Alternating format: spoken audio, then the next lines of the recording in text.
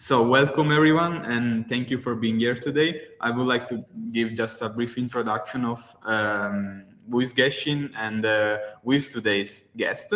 And this event is organized by Geshin. I'm Dario, and I on behalf of the board member of the association. We are an association of Japanese studies at Keio University of Venice.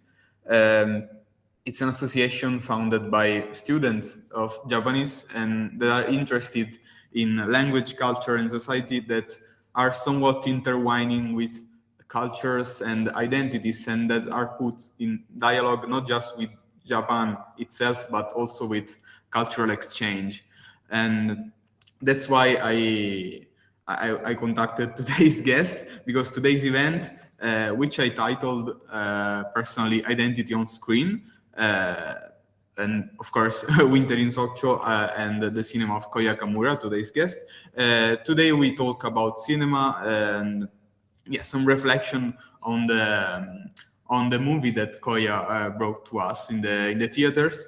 The movie came out in the Italian theaters in December. I hope all of you that are present in the call had the chance to watch it, and so you can for free ask some question to Mr. Kamura. So today we're gonna talk about Winter in Sokcho, which in Italian has been translated as Un inverno in Corea. I would like to have some conversation with the translator because it's really, it's really interesting. I didn't prepare a question on that, but maybe I'll give it. I'll give it just. Sure, no problem. I also have a question about it too. So. Yeah, oh, nice. Yeah. Anyway, I would like to explore, and we will explore how the film addresses the question of identity and also the body, and yeah, in general, the belonging of the main character. So I'm pleased to welcome Mr. Koya Kamura, who's the director of Winter in Sokcho. So he was born in Paris, and he's a transnational background, we can say that resonates in the theme of the movie. He studied cinema in France and continued his education at Keio University in Tokyo, developing a filmmaking practice, right?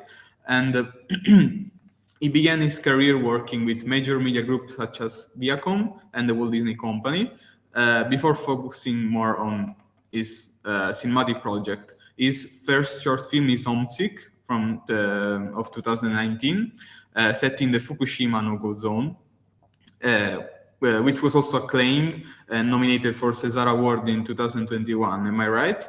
And Winter in Sokcho instead is his first feature film, adapted from the novel, sorry for the pronunciation, by Elisa Chouad-Youssapan. And yeah, thank you. And yeah, it still brings up this question of, it does brings up this question of identity and some sort of tension between estrangement and personal belonging. So yeah, the film, I will just give the plot for those who haven't seen the movie yet. The film centers on Soha, who's a young Korean French woman who lives in in Sokcho, a coastal town in South Korea, and she runs this guest house, and in which it arrives this French graphic novelist, and they somewhat create this bounding, or this relation between two people that brings up something of their past, and especially from Soha legacy. Her father is French, and her mother is South Korean, and yeah, it does bring up some question I would like to ask now, Mr. Kamura. But of course, I'm not gonna give any spoiler. I mean, I tried to. And yeah, No problem. And first of all, you can definitely call me Koya, please. Oh, okay. Thank you very much. Sorry, I didn't want to be that No, direct. problem. Please. Okay, thank you. Yeah. So Winter in Sokcho debuted internationally in the Platform Prize program at the 2024 Toronto International Film Festival, and was later showcased in the new director section at the 72nd San Sebastián International Film Festival. Koya Kamura won also the Best Director award at the Bergamo Film Meeting 2025. Which is actually close to us. So yeah, we're really happy to have him here again, somewhat virtually, but yeah. So thank you for joining us today. Thank you very much for having me. And I would like to start with some question. I will be really direct. I mean, I somewhat try to follow the chronological line of the movie. But I have some question, let's say, from what happens to the external, so from the particular to the general. And so the relation and the bounding between the characters of Sona and Young Keron, both played by Bella Kim and Roshti Zem, have somewhat the start with this, let's say, dynamic of distance. I'm thinking of when she actually welcomes him, and there is this kind of clash between, that's the removal of shoes. There is this when he tries to enter the room and doesn't know maybe that he has to remove the shoes, and then there is the final part of the sequence where he tries to give her a tip, but she answers, "No, there's something we don't do here." I mean, she doesn't answer like, I don't want it. She just say, we don't do it here. And there's somewhat, I mean, this causes, of course, some misunderstanding and a cultural shock, but that's probably the start of the movie. I believe I'm not anyone to tell this, but somewhat some critics said that you can guess the end of the movie by the beginning, right? So I would like to ask you how important was it this kind of gesture at the beginning of the story? To be honest, it wasn't that important for me because I wanted to show this clash of cultures, but also I wanted to focus mainly on Sua's perspective, on that main character perspective. And so, as you were saying, you're right. I think the film starts with the meeting between Sua and Keran. But it was very important to me that the film wasn't about this meeting. I didn't want Yann Keran to be the one that will solve all of her problems. It was very important for me that he was maybe just some kind of trigger that will start something, start some kind of sparkle.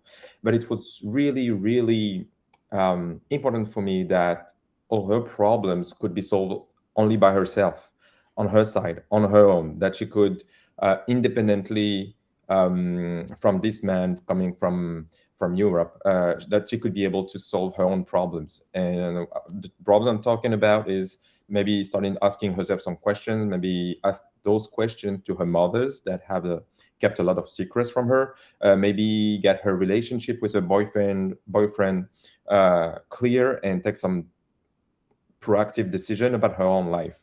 So that was my main focus. But it's true that this meeting was very important for me because it could show some kind of paradoxal feelings that she can have. She's at the same time curious about this French guy that comes in this little youth hotel. And she's curious, but also all what she heard from friends so far have been something negative. Her father, French guy, abandoned her mother. In her daily life, all the people around her remind her how tall she is comparing to the others, how different she is from all the others. And so I think she has some mixed feelings about this French guy. So she wants to see him. She's curious about him, wants to talk to him, but also she wants to keep some distance. She doesn't want to get involved. She's also a little cold to him. at the beginning, as you were saying. And so for me, the main focus, I wanted to put the focus and put the light on the emotional and intimate perspective of the character. And above that, we have this layer of cultural differences that is always something important, especially in those kind of movie that showed like two characters from two different countries. But to me, it wasn't actually the main focus. I would say. I don't know if I'm answering the question right, but Yeah, absolutely. Yeah, I mean, I wanted this to be. It's kind of different of the event we usually organize, because today I want to be. I want to use this hour as a conversation part. So it's not really. Yeah, let's put it as a question answer, but yeah, it's more of a conversation. Sure. Yeah, and what I liked about this, let's say, cultural shock, to give it a name, was that it was not portrayed as from a narrative point of view. It was not portrayed as like let's say, the European, the French guy who, let's say, point out to the Korean girl just because she's Korean girl. It was more of like trying to get to know each other. Also, when when she looks at him through the hole of the wall, which is really, I mean, it brings up a lot of, let's say, cinema. Yeah, I mean, from Leone to everything. But yeah, watching it through a hole is always so cinematic, right? Yeah. So But you're right about when you were saying about the perspective that doesn't come from this European man, because there's a lot of films that are actually talking about this meeting between two people from different horizons. That's very common. But like, for instance, I don't know, in the US, you have like Lost in Translation, for instance, from Sofia exactly. Coppola. But Lost in Translation, the main character and the point of view is from the foreigner that is in the country. In France, we have this film called Sidonie in Japan. It's with Isabelle Huppert, a big French actress, and also it's this French actress that goes to Japan, and we see all the story from and the cultural clash from her point of view. And again, what was important for me here is to kind of have it backwards. So we have this culture clash, culture confrontation as well. But I wanted to have it from the one that receives the foreigner, from the local one, somehow. And so, yeah, that was important for me as well. Yeah. I mean, it's really easy to put it as the European looking at the foreigner for him, right? And he brings up. I mean, I will ask it right now. I mean, I will talk about it now, about the Italian translation. It's been translated from winter has been the same. So like winter became hiver, and it's hiver, right? So yes. Un inverno. So it's the same. And then from Sokcho, so from the particular, Korea. Korea. It's somewhat. Well, to be honest, I really don't take part of all those kind of decisions. But when I saw the translation for the first time, I was kind of surprised as well, because I think it was one of the only country where the Sokcho have been skipped and replaced by Korea. In most of the other countries, they kind of kept the same name, same structure at least. But I've been working for the Walt Disney Company for a while, and I was working as at the beginning, I was working in the communication department, and we used to localize all the American IP, like the big American films, series, that would come out all around the world, and each country has to adapt the poster, the title, and all those kind of things. And I know that each country has its own particularity, and so for me, I just wanted to trust the distribution company here in Italy and trust them to know their audience. And if they felt like they had to change Sokcho to Korea, I mean, I trust them, and hopefully they know what they're doing. So, so yeah. I mean, from a distributional point of view, probably Korea was the best decision to make. But Yeah, Sokcho might be maybe too specific, probably, and people would get lost into it. So yeah, yeah, I can totally understand that. and yeah, we have somewhat some. I mean, in this particular period, we see that. I mean, we do have a decrease in the people going actually to the theater, so there's somewhat some catchy title or in Yeah, some yeah, yeah, or for sure. that needs to be let's say Wider. for wider, yeah. Yeah, of course. I was thinking of a particular movie. I mean, it's really interesting, this conversation. Italy has a really, for sure, also other country, but Italy has this long history of adaptation of the titles. And there is a really famous movie,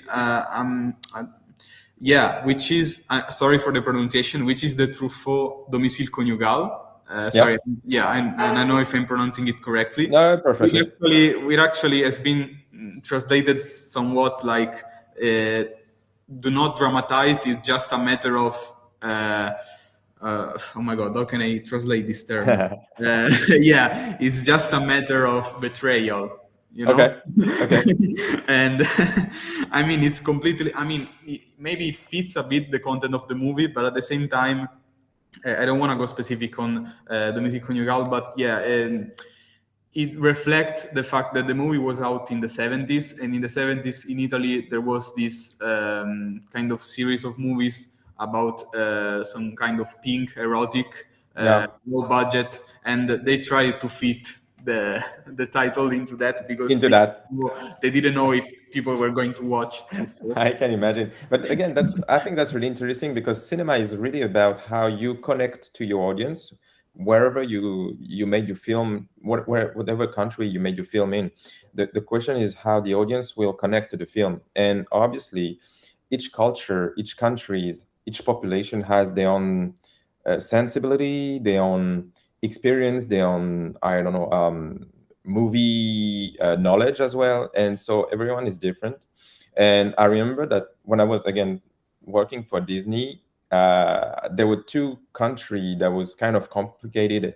Every time for each film, they had their own poster, their own title, and the two countries were France. I don't know for what reason, and also Japan. Japan had never had the same poster as all the other countries. They always had to make a very specific poster that was kind of different from the American one, but also different from the rest of the Asian posters as well. So, but yeah, I feel it's pretty interesting to see how you have to adapt to connect to your audience at some point. Especially here, we're talking about communication, but I think it's central if you want to have the wider audience as possible.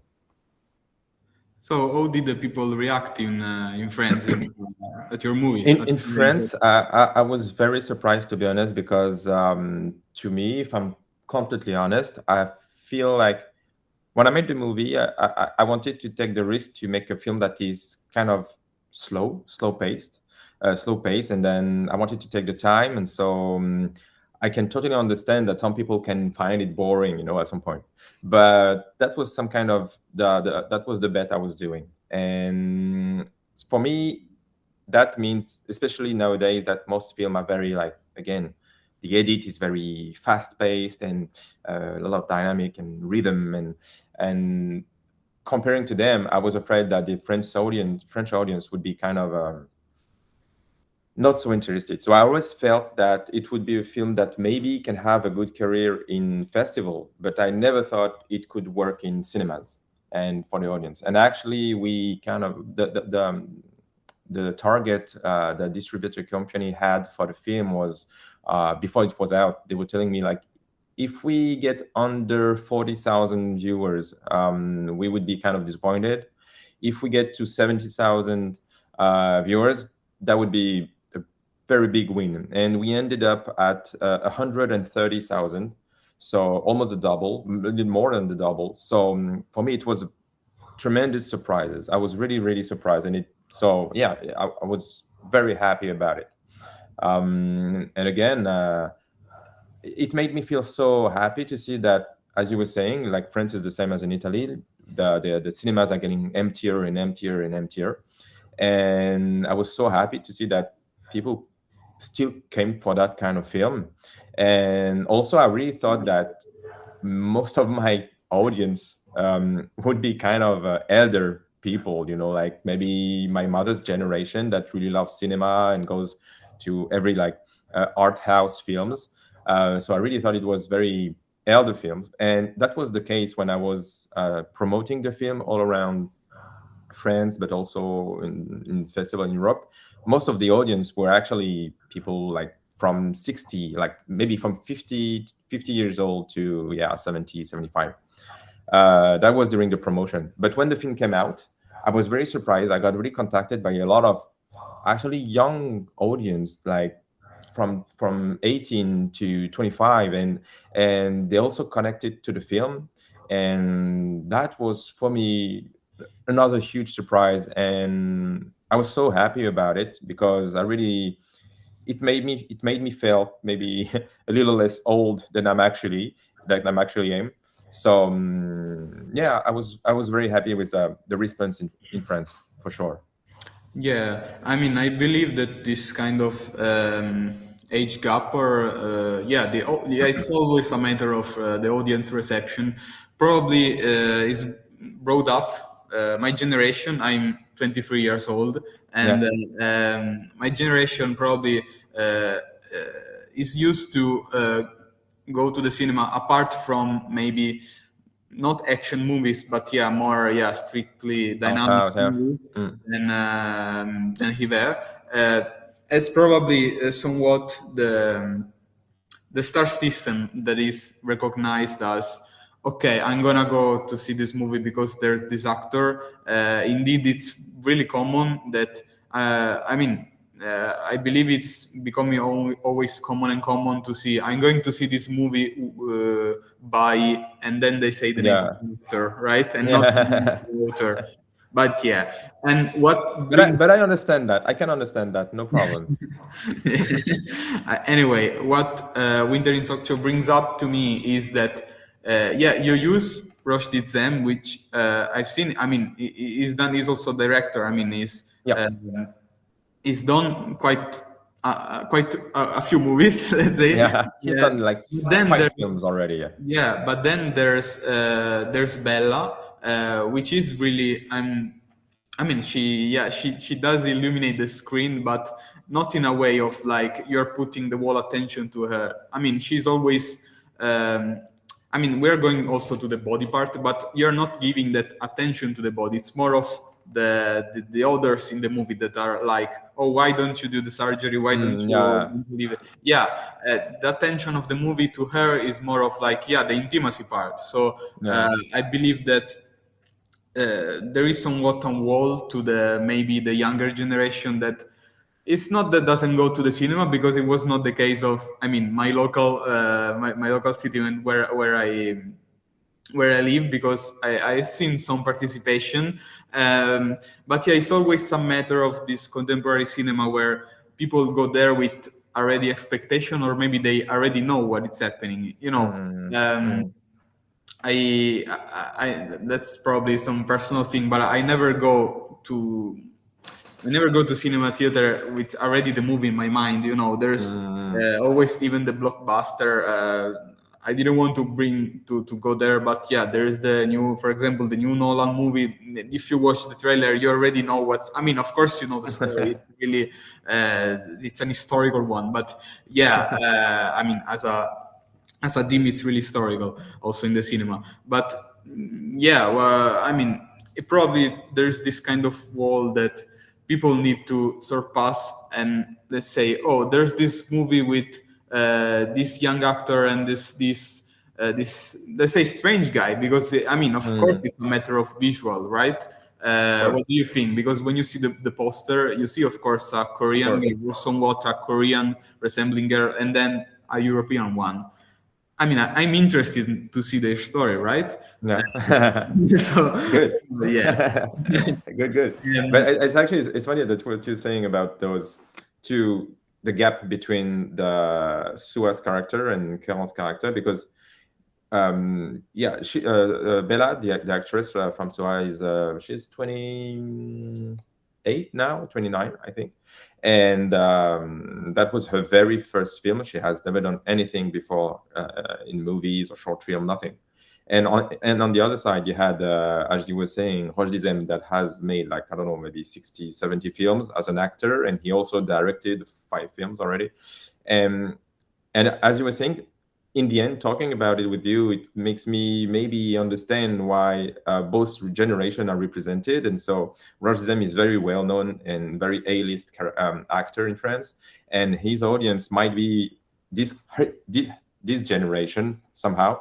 But also in the trailer, you could tell that the main character and the focus was on that young woman, and in the film she's 23, 25. And so maybe this is how we got the chance to reach for those 2 different generations, maybe. Yeah, probably. So the movie is an adaptation from the novel of the author, of Duzapin, right? Yeah. So how did you approach? Because you said that you wanted to do a slow-paced movie. I mean something slower. Now, how did you approach this kind of balance between the novel and the actual movie? I discovered the novel, and I loved it right away. The novel is quite short, and it's already pretty visual. Like, I don't know if you guys have read the book as well, but it's very visual already. And so as I was reading it, I already had like a lot of images coming to my mind, a tone, and etc. And so the first step in the adaptation was to talk with the author, Elisa, and we had an amazing connection. I really felt like we were on the same page, and also I really felt that she was very trustful, and she really trusted me. After this conversation, I understood that she would let me do probably all what I want. So I just wanted to make sure that we had the same vision of the big fundamental of the film, like the themes, what makes what makes the book what it is. But as long as we were okay and going along on that, for the rest, she didn't want to intervene, and she let me do all what I wanted. And so then we started adapting it with my co-author, Stéphane Li Kwong. And as we were starting to work on it, I actually only read the book twice. I only read it once to make my mind, and then I read it again when we decided to start working on it. But after that, we actually stopped looking at it, because it was very important for me to be able to have my own grasp on the story and make it my own as much as possible. So today I can't even tell you like how many scenes and what scenes were already in the book, what didn't exist in the book, what was in the book that is not in the film. It's very blurry for me to all that. But the other challenge I had to adapt the book was about the book is written at the first person, so you are already in the mind of the character. You understand what she's understanding. You have her vision of the world. You understand her tone. You understand her way of looking at the world. And I wanted to have a way to have that in the film, but there's not so many ways to obtain that kind of inner emotion and inner vision. One of those is the voiceover. You could use a voiceover, but I really didn't want to use a voiceover. I wanted to have a more organic and raw emotional transmission of what she's feeling. The voiceover for me is too clear, is too digested already. It means that you're already able to understand what you're feeling, and you're able to formulate it. So it was too clean and too precise for me. I wanted something more blurry and yeah. So this is why I actually decided to use the animations sequences, because it felt to me that it could be very abstract and get more figurative along the film. So I guess that was the first big decision about how to adapt the book, I guess. And beside that, after that, I'm not sure how much we changed it, but yeah, we felt very free in this adaptation.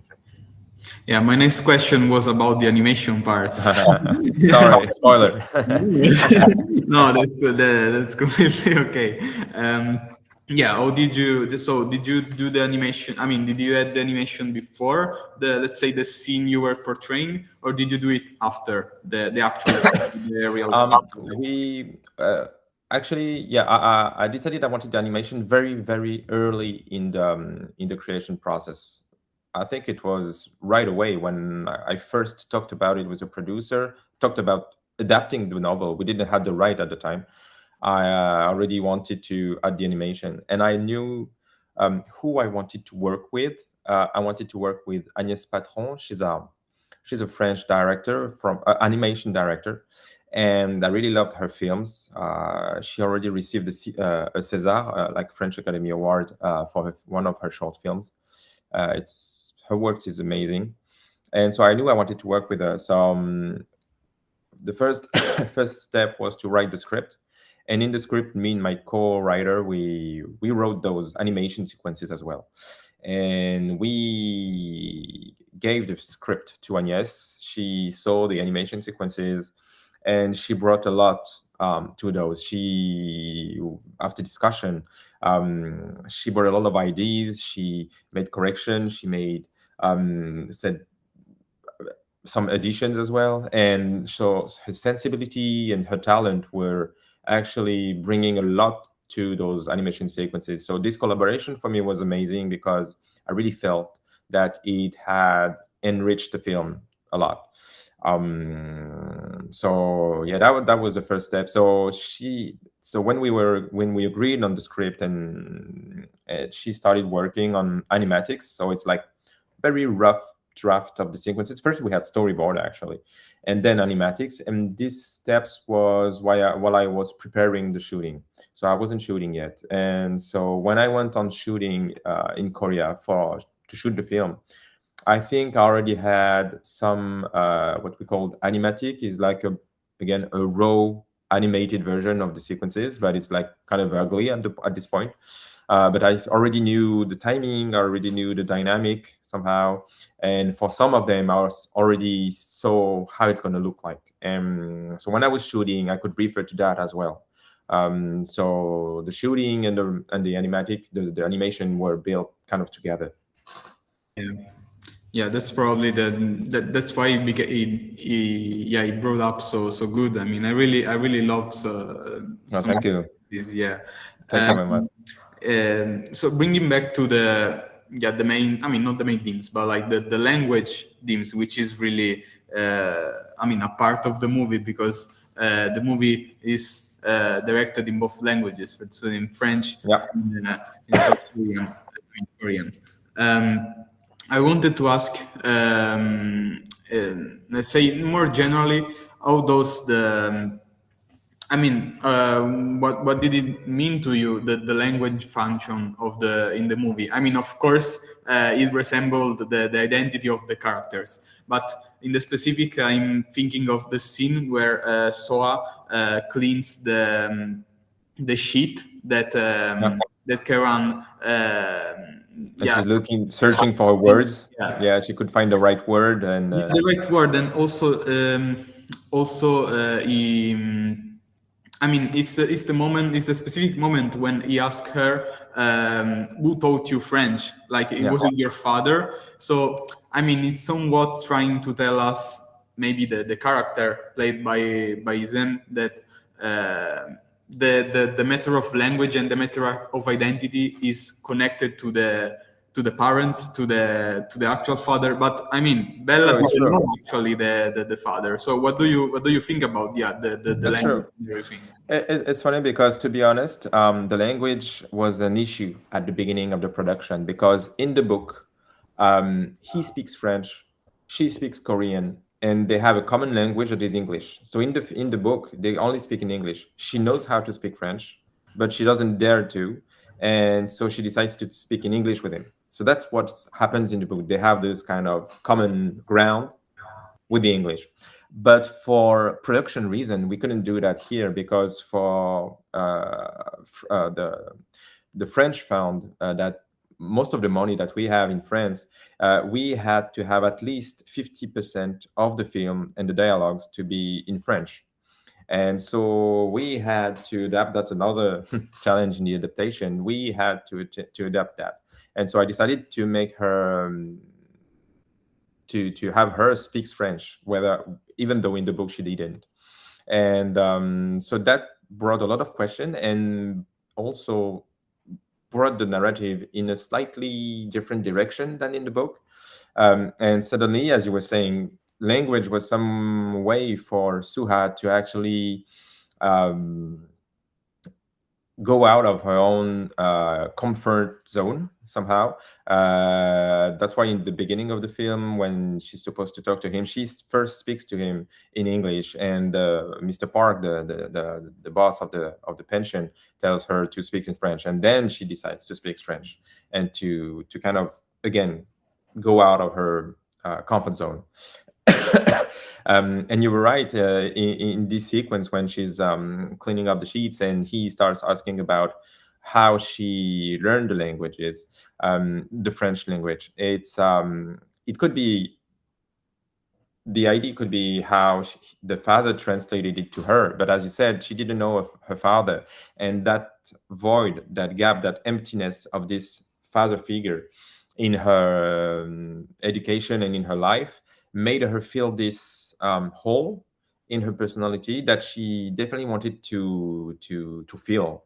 And so to me, this is why I think she started to get interested into French literature. So that's why she studied French at school. She somehow felt that she had to catch up with this empty part of her. Yeah, I guess this is how I picture it. I don't know how much of that you can sense or tell watching the film, but I guess this is how I pictured it.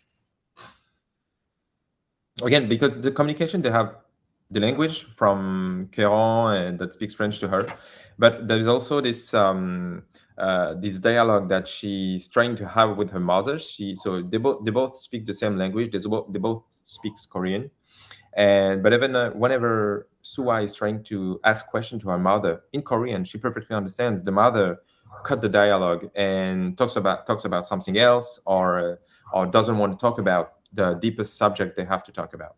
So that's a first character, secondary character, the mother, that suddenly cut the dialogue with Suha. So on the other hand, I have Suha talking to Keron in French. That's not her mother language, and she's also cooking for him. So the food also is a way to connect with this stranger. The same way the mother doesn't want to talk actually with words, but always trying to feed her daughter. Suha is actually also trying to feed Keron. But the problem is that Keron doesn't want to eat her food. He's always, again, cutting the dialogue again. So we have this character of Suha that tries to speak with her mother in the same language, in Korean, but the mother doesn't want to speak to her. And she also tries to speak with Keron with another language, the food, but Keron doesn't want to speak with her. So that's a way for me to isolate the character in the film. Yeah, the Suha is really of course, the central character of the movie, but she somewhat resembles those identities that are, that are somewhat. There's a whole literature behind that. Of course, related to the immigration and to the historical things of the big nations such as the US, but also in Europe. And I'm thinking of the very first travel they do, which is in the DMZ, right? At some point in the movie, for those who haven't seen yet, they go to the demilitarized zone because he wants to get some inspiration. It's not really a long sequence, but it's more of somewhat trying to reflect on this space, which is out of space actually, because it's the most Totally. it's the place completely out of the world, let's say, because Yeah. yeah, of course it's related to a really dramatic dramatic story of our world, but at the same time it's somewhat a bit strange, because I believe that a lot of people have seen those YouTube videos or even on the social where people go there and there is just a lot of souvenir and, and then you're like, where are we? What is this place? So I mean, I really thought that the decision of putting that, let's say, third space, I mean, that putting that the DMZ in the film was really, I mean, did really fit the theme, in my opinion. I think so. To me, it was really kind of a metaphor of the DMZ is this zone between South Korea and North Korea. It's the border where the two countries are not allowed to step in within the 2 kilometers around the border. 2 kilometers on the South Korean side and 2 kilometers on the North Korean side. But ironically, this place is the most militarized places in the world. You have armed guards all along the border. And when I first wanted to adapt the book, I asked myself, should I try to adapt the story in Japan, because I'm more familiar with Japan. I'm French and Japanese, and I've never been to Korea before. I didn't know Korea before, and so I really thought about adapting it in Japan. But for two reasons, I really decided to keep it in Korea. And one of the reasons was the DMZ, because I wanted to have this sequence where Sua, who is half French, half Korean, goes in that place that is a metaphor of this only one country, the former Korea, that had once been divided. And since it's divided, the north part and the south part all talks about the reunification of the two Koreas. And so I kind of see the parallel, the mirror of Sua, who is also half French, half Korean, but doesn't know anything about the French part. And somehow she, as I was saying before, she's trying to fill that part and trying to reconnect to that side of who she is. Also, so that's why I decided to keep the narrative in Korea. And the other reason was because in South Korea there is a lot of the plastic surgery is very, very common, very, very a lot of people use it, and in Japan they don't really use it as well. And it was also another very important theme for me. So also that was the second reason why I really wanted to keep it in Korea. I was going right into that. So yeah, but I'm making all your transition, no problem.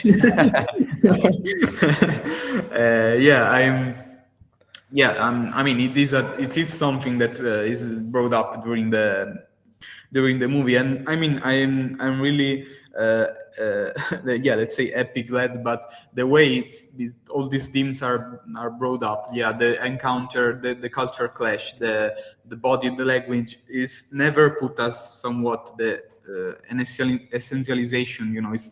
It's never general. At the same time, it's not really specific. I mean, you really bring up a lot of questions to the audience, and I mean, it's also a reason why I conduct you for today, because the surgery is really a theme that is deepening, in general in the word cinema.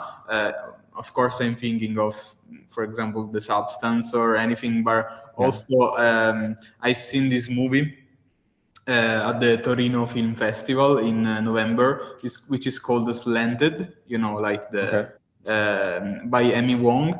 And I didn't know about it. The Slanted, you said? Slanted, yeah. Slanted. By Amy Wong. This is the story about this teenager, this Asian American teenager that somewhat, let's say, I mean, like fictionally does this surgery on her body, starting from how to say, yeah, from the head, yeah, I mean from the dying, because she's black but wants to be blonde like her classmates, and then she, not by talking but somewhat by living, she feels different, and then there is this possibility. I mean, it's really not realistic, like the substance that arrives this coal from out of nowhere, but then she does this surgery, and from the slanted eyes she has the, let's say, Roundhouse. yeah, the round one. I And see. I mean, of course, the movie then develops in a different way, but it does bring up some question. I Yeah, going back to to Winter in Sokcho, I was thinking of the way the aesthetic part, yeah, the surgery, was brought out in the movie, because in a way it's something more. Of course, it's aesthetic, but it's related to Bella. It's more of like a way of how the people see her. I mean, of course, Exactly. yeah, it starts from her mother, which is also Korean, but then it's a way of how she sees her. Indeed, she has glasses. It's not just because she needs to see better, but also, I mean, to have glasses means to have something on your nose, something on your face. So it does change. It's a matter of aesthetic and at the same Of time course. shaping yourself. So what do you think? What's your opinion on this? I mean, is the identity somewhat? I mean, can Bella change her identity if she changes her body? Because I mean, she doesn't answer to this question. I mean, she doesn't want to. I mean, apparently she doesn't want to, but she would be still Bella with even with the surgery or not. I mean, my question. Or not, I don't know. I don't know. And to be honest, I don't have an answer for that. But I definitely wanted to address the question. And for me, the as you were saying, the film all talks a lot about identity and questions what makes us who we are. Again, is it the language that we speak? Is it the food that we eat? Is it the passport that we have? Is it the way we look? I'm half French, half Japanese. I was born in France. I always lived in France for my whole life until university, where I spent, as you were saying, 1 year in Tokyo. And when I was in France, I was always the Chinese kid, and I was the Asian kid. And when I was in Japan, never 1 second I was Japanese. People, when I was there, actually, people thought I was Italian or from Peru. And so again, the way we look is the very first thing that the people you meet sees. And so in a way, the way you look shape the very first opinion of the people you meet. And so it's part of your identity for sure.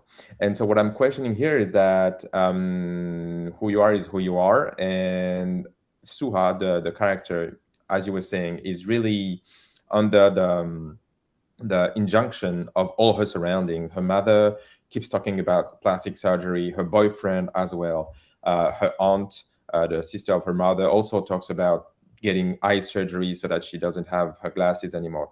And on the other side, she sees this novelist, Roche Dizem, Yann Keran, who is drawing some women and trying to draw and trying to find shapes, trying to get control over the shape of her body. And so again, the film, I hope, questions the, as you were saying, should we change who we are? Should we change who we are for the others? Should we change who we are for ourselves? Because we can all have complexes about our own look, physiques, whatever, body parts. And the question is like, would it make you feel better if you change that or not? Again, I have no answers for that. But what I wanted to show is that what I'm sure of is that changing for the others might not be the solution, because there will always be someone else to have another vision of yourself. So it's what I'm saying is very cheesy and very easy and very obvious, but I still think it's true. It's really about trying to love yourself as much as possible, even though it's not the way you are actually. I'm not saying you don't have to change anything, but the idea is to try to help yourself to love yourself. That would be the main thing, I guess. Yeah, I believe everyone somewhat interprets. I mean, tries to tell his own argument on the on the matter who we are and Yeah. yeah. Because also in the film, I don't know if you sense it, but there is also a very tricky and toxic relationship with food. She has a very toxic relationship with food. She has eating disorder. During all the film, she doesn't eat, and then at some point she has this. I don't know how you say it in English. Bulimia. Suddenly she Yeah, has to eat like it's way too bulimic, much. yeah. Yeah, bulimic, exactly. Bulimic crisis at this point. And again, it's all about, I feel it's all about identity and how you control who you are. To me, what you look like and what your body looks like is one of the pillar to define yourself, no matter what. And for Suha, for the character, we meet the character at a point in her life where she's not strong enough, she's not confident enough in herself to be able to accept who she is. And so suddenly she's trying to have control over what she is.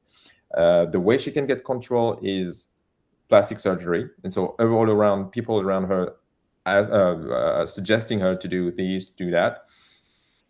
She actually doesn't want to do it, but in a way, she's still falling in the trap, because the other way she can have control about what she looks like is the way she eats. Eating a lot would make her look bigger. Eating less will make her look slimmer. And the perception that she has of her own body is actually wrong because of that disease, because it's actually a disease. It's really a disease, and the way she sees herself in the mirror is different from what she actually looks like. And at some point in the film, she thinks the only way she can control her appearance is to control what she eats and what she doesn't eat. And hopefully by the end of the film, in the arc of the character, she can get more and more confident and won't need to feel this need to change anymore. That is what hopefully I've put in the film. Thank you very much. I will ask the people present in the call, if you would like to ask any question, just raise the hands or maybe write it down in the chat and I read it loud for you. Meanwhile, you think about any question. I have, let's say, my last question for now. Beyond these themes, do you? I mean, it's a matter of your future work. Do you want anyway? Do you want to talk, let's say, again about the relationship with identity and language?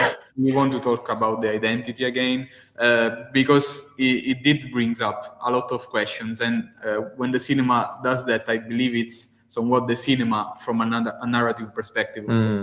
And sorry, go ahead. No, that's the question. I mean, I really wanted to know if you would like to continue with this topic. I guess not completely, because Winter in Sokcho talks about identity, but also I think it talks about relationship and transmission. It talks about this missing father and how this daughter got to construct herself. And I think my next film actually is talking about also relationship from parents to kids. I made a short film in 2019 called Homesick. That was about this kid, this father after the Fukushima catastrophe, and he lost his son in the tsunami catastrophe, and he spent some time with the ghost of his son. So that was a real son and father's relationship film. And my next project also takes place in Fukushima. It's a crime film, like a film noir, but in the Fukushima area, near the no-go-zone. And also it's all again going to talk about a father that actually abandoned his daughter behind him, kind of older daughter, like actually the age of Suha. She's going to be 23, and he abandons her and disappear. He's what we call an evaporated. It's Japanese phenomenon.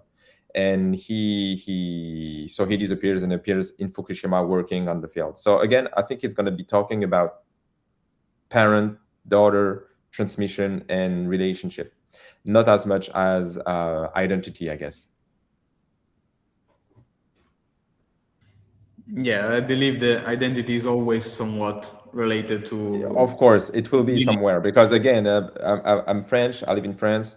Even though my father is Japanese, I'm gonna shoot this film in Japan again.